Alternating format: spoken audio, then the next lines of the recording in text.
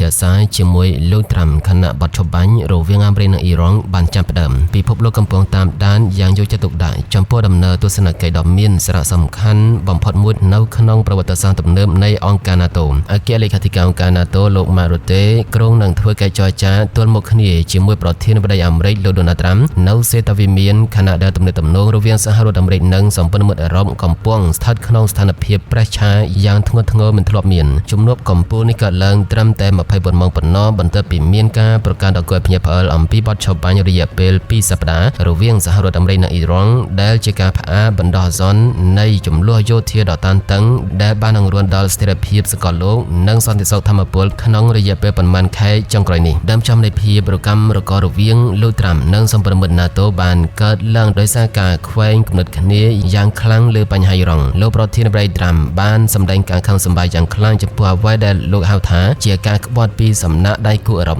លោកបានរិះគន់ចំទៅលើប្រទេសមហាអំណាចនៅអឺរ៉ុបដែលបានបដិសេធមិនព្រមគាំទ្រយុទ្ធនាការយោធារបស់អាមេរិកប្រឆាំងនឹងទីក្រុងតេហរ៉ង់លោកត្រាំបានប្រើប្រាស់ពាក្យសម្ដីធ្ងន់ធ្ងរដោយហៅមេដឹកនាំ NATO ថាជាក្រុមកំសាការចោទប្រកាន់នេះផ្អែកលើចំណុចសំខាន់ពីរគឺការរដ្ឋបတ်មូលដ្ឋានទ័ពប្រទេសសមាជិក NATO មួយចំនួនបានបដិសេធមិនអនុញ្ញាតឲ្យកងកម្លាំងអាមេរិកប្រើប្រាស់មូលដ្ឋានទ័ពនៅលើទឹកដីរបស់ពួកគេដើម្បីបើកការវាយប្រហារលើអ៊ីរ៉ង់និងចំពោះច្រកសមុទ្រ Hormuz អាមេរិកបានស្នើឲ្យ NATO ដឹកនាំកិច្ចប្រឹងប្រែងអន្តរជាតិដើម្បីការពារនិងបើកច្រកសមុទ្រ Hormuz ដែលជាសរសៃឈាមសេដ្ឋកិច្ចប្រេងពិភពលោកប៉ុន្តែសម្ព័ន្ធមិត្តអឺរ៉ុបបានបង្ហាញភាពស្ទាក់ស្ទើរដោយបារម្ភពីការធ្លាក់ចូលក្នុងសង្គ្រាមទ្រង់ទ្រាយធំលោក Mark Rutte ត្រូវបានគេស្គាល់ថាជាអ្នកនយោបាយដែលមានភាពបត់បែននិងធ្លាប់មានបទពិសោធន៍ដោះស្រាយជាមួយលោកត្រាំកាលពីអាណត្តិមុនកំពុងកាន់កាប់ភារកិច្ចដ៏លំបាកបំផុតលោក Rutte បានថ្លែង5អ្នកសារព័ត៌មានមុនពេលចេញដំណើរថាលោកមានមោទនភាពចំពោះសមត្ថភាពរបស់លោកក្នុងការបញ្ចុះបញ្ចូលលោកត្រាំឲ្យមើលឃើញពីតម្លៃនៃកិច្ចសហប្រតិបត្តិការយោធាក្នុងជំនួបនៅថ្ងៃពុធលោក Rutte មិនត្រឹមតែជួបជាមួយលោកត្រាំប៉ុណ្ណោះទេ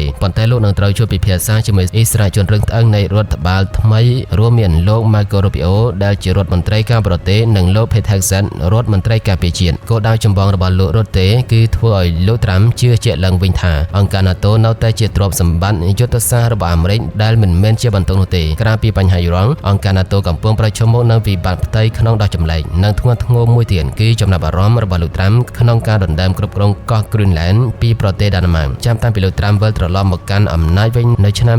2025ការគម្រាមកំហែងនេះបានក្លាយជាប្រធានបទក្តៅដែលធ្វើឲ្យដាណឺម៉ាកដែលជាសមាជិកស្ថាបនិកមួយរបស់ NATO មានភាពភ័យខ្លាចនិងខឹងសម្បារការប៉ុនប៉ងទាមទារគ្រប់គ្រង Greenland នេះត្រូវបានអ្នកវិភាគមើលឃើញថាជាការសាកល្បងនៅគោលការណ៍គ្រឹះនៃមាត្រាទី5របស់ NATO ដែលជាការការពារគ្នាទៅវិញទៅមកប្រសិនបើសហរដ្ឋអាមេរិកដែលជាមេធំរបស់ NATO បែរជាគម្រាមកំហែងដល់បូរណភាពទឹកដីរបស់សមាជិកខ្លួនឯងតើអនាគតនៃសម្ព័ន្ធភាពយោធាអាយុ77ឆ្នាំនេះនឹងទៅជាយ៉ាងណាស្ថានភាពនៅឆ្នាំ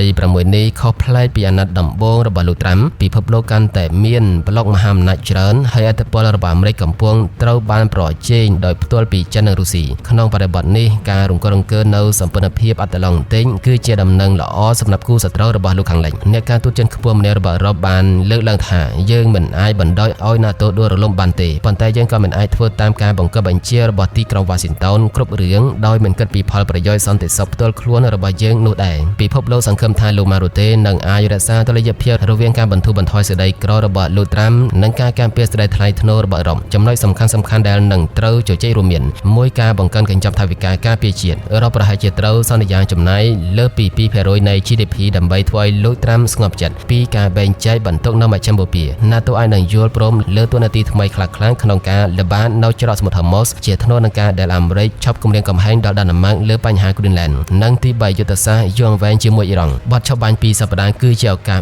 មាសសម្រាប់លោក Rutte ក្នុងការបញ្ចុះបញ្ចូលឲ្យមានការដោះស្រាយតាមផ្លូវការទូតជាជាងការប្រើប្រាស់កម្លាំងយោធាដែលអាមេរិកចង់បានជារួមជំនួបរវាងលោក Mark Rutte និងលោក Donald Trump នៅថ្ងៃពុធមិនមែនគ្រាន់តែជាកិច្ចពិភាក្សាការទូតធម្មតានោះទេប៉ុន្តែវាគឺជាការវះកាត់សង្គ្រោះបន្ទាន់សម្រាប់អង្គការ NATO លទ្ធផលនៃជំនួបនេះនឹងកំណត់ថាតើពិភពលោកនឹងបន្តស្ថិតក្រោមសណ្ដាប់ធ្នាប់ដែលដឹកនាំដោយសម្ព័ន្ធភាពបច្ចឹមលោកឬក៏ត្រូវបែកខ្ញែកទៅតាមតំបន់រៀងៗខ្លួនដែលអាចនាំទៅរកអស្ថិរភាពកាន់តែខ្លាំង